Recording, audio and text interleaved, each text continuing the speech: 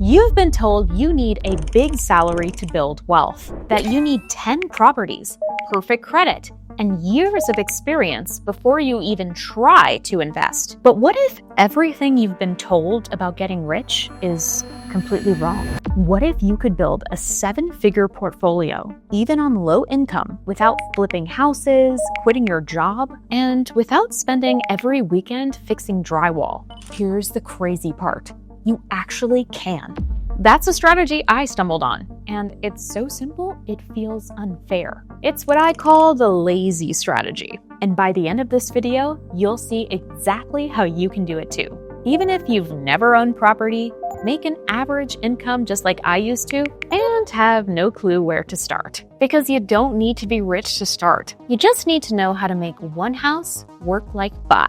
Stay with me, because this one idea could literally change your money status forever. Most people make wealth way too complicated. They think they actually need money to start, but it's actually the opposite. You don't need to wait till you're rich to build wealth. And that's exactly how I started. My name's Anita. I'm a real estate investor who in under a year in my 20s was able to own over $1 million in real estate assets. And I didn't have some rich uncle. I was working a normal 9-to-5 job making $32,000 a year. And there was nothing special about me other than the fact that I just watched videos like this so that I could learn how to make my first investments. So as somebody who wants to grow your wealth in the modern day, you can't use that same age-old advice that a lot of gurus have been spouting out for years and years. I'm definitely no guru and I have a lot to learn still, but one thing that I knew was that I didn't have a ton of money to start out, and this is the way that I was able to build wealth, was not going to be possible with my normal 9-to-5 job. Like I wasn't going to be able to buy just a ton of properties and have all this money to buy buildings and all of that. So I needed to get creative, and that's exactly how this lazy method came to life. So that's the entire foundation of this lazy strategy. It's multiplying your doors without multiplying your mortgages. And here's where it gets fun.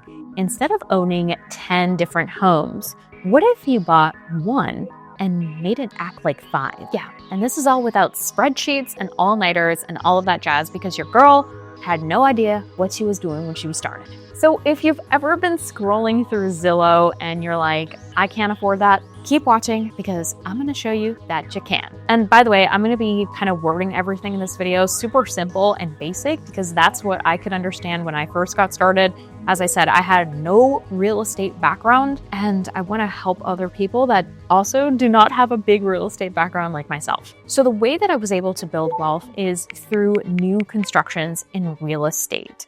Now, there are so many different ways to build wealth, and specifically within the real estate community, a lot of gurus promote this whole like buying, renting, fix and flip type of model. But the problem is that if you're a new investor that doesn't have any or a lot of money to start out, just like I didn't, that method is literally impossible, because especially home prices have been skyrocketing over the last couple of years. Your girl with her normal average salary could not even come close to buying just like a standard home in a suburban community here in Florida. So I had to get super creative, because my lender was barely wanting to give me like 1 or 2 mortgages in the first place. And before we get into the how, I just want to say the benefits of new constructions versus like older homes. When you fix and flip, for example, you might buy a home thinking, oh, I only need to put in like $10K in repairs, and then I can sell the house for like $30K more.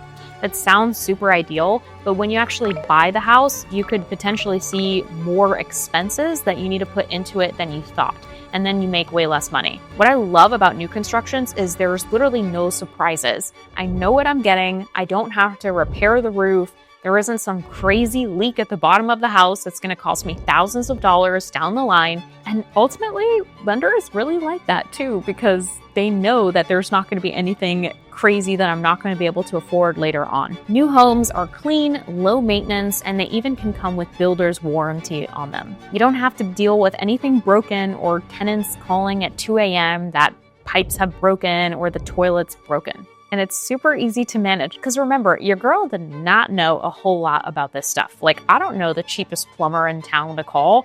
I don't know how to fix drywall if it breaks. So I really wanted something that was lazy with no problems. So what I started doing was thinking in units, not houses. And let me explain. When I thought about units, I said, okay, if I buy one house that I build from scratch, I can actually divide it into 3 mini houses within the same house. So even though it's a 3-bedroom, 3-bathroom, I split each bedroom. And now this is going to allow me to have 3 units instead of 1, and it's going to let me have more renters and make more cash flow from that same property. So I can use one of the rooms for Airbnbs, which can be really profitable, or I could rent out a 1-bedroom, 1-bath to a college student, or I could just combine 2 of the units and make it a 2-bedroom, 2-bath and rent it out to a family. So there were so many different options and plug and plays that I could do when I built the property myself. And that way, since my lender was only offering me 2 different mortgages instead of 6 different mortgages, I had to get creative. So one property can feel like 5 even if you design it like that from day one. So you have a lot more leverage and control this way. With one of the new constructions, you can even get primary residence mortgages, meaning that you can live in one of the units and rent out the other 2. If, for example, if you have a 3-bedroom, and this is awesome because typically your interest rates will be lower and you'll have better loan terms if you actually live in the property. So if you're a new investor, this is great too. And again, you can choose your rental style. You can Airbnb it out. You can rent it to a whole family who wants the entire house. You have so many options, and you're no longer waiting on a paycheck. You've got multiple streams of income from a single address. Okay, and the next step here is that you're gonna recycle that cash flow. Don't go spend it on a nice pair of shoes or brunch. You can use that money to start your next project. So while the tenants in your other new construction are paying your mortgage and probably more, so you're cash flowing off the unit, now you can take that and put it into another new construction. Or you could sell the other property, take out all of the profit that you've made from it. And by the way, when you build a property, you actually gain so much equity up front.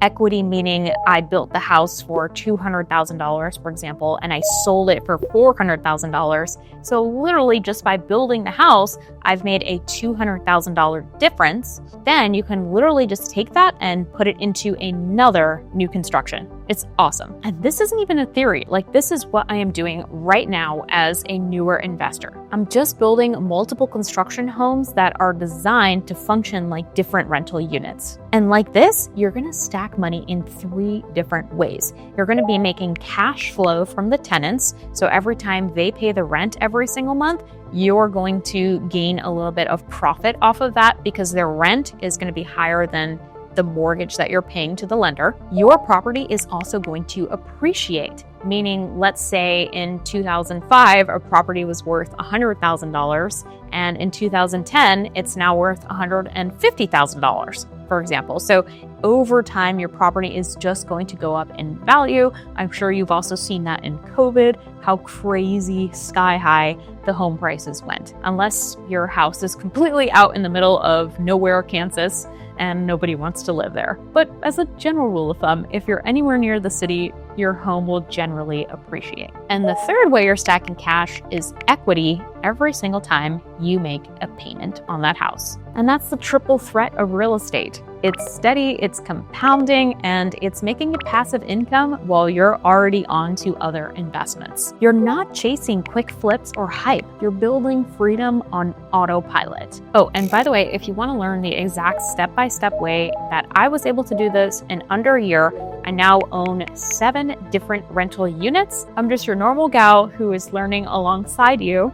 And if you want to be a part of this awesome community that I'm building, make sure to hit that subscribe button if you want to learn how to get started in these types of investments. And I'll show you my step-by-step process that I used, even while having $0 and 0 cents to invest. And also make sure to like that video. And I'm also building a little community where I send you some newsletters about everything that I'm learning so that you don't also make those mistakes, as well as tips and tricks to get started in your first investments. So if you want, you can click that link below and I'll add you to our community newsletter. And so just with this video, I want to show you that if you're thinking right now, oh my gosh, I have not a lot of money to invest. I know that I want to build generational wealth for myself and my family, and you have no idea where to get started or how, this is your sign to do it. Because a lot of us, including myself, just get so backed up by fear or self-limiting beliefs that come to us, and they say, like, I'm not worthy enough, I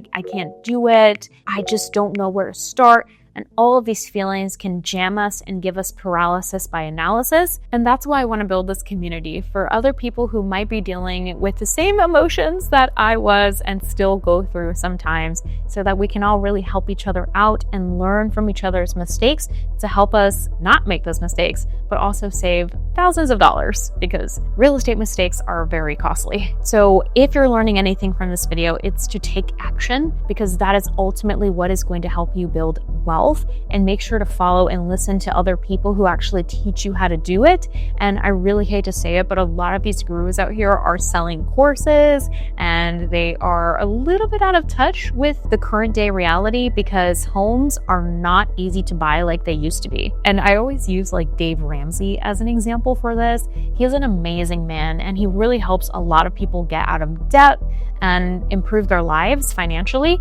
But at the same time, Dave Ramsey started investing in real estate back in the 1970s, when he could actually pay off a house. It was possible then to just be a normal working person and be able to pay off your house and not have any debts or mortgage. But now in 2025 and beyond, that's almost impossible. And so with this video, I just want to leave it with you that if you actually want to start investing in real estate, learn from other people like myself who are in the trenches. Like, I'm in the trenches with you right now, and it is not the same real estate world that it was 45 years ago. And there's so many beautiful and new opportunities that are opening up every single day. And that's why I wanted to share that newsletter, because everything that I'm learning, I'm sharing it with you. And that's literally how I got into new constructions, because new constructions 10 years ago wouldn't have been the move.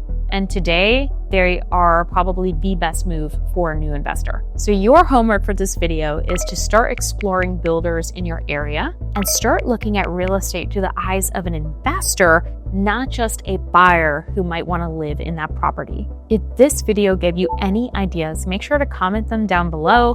As I said, I really want to interact and make new friends here on YouTube. And I just want to say, I'm not a guru. I'm just a gal who got started. And hopefully this inspires you to do the same.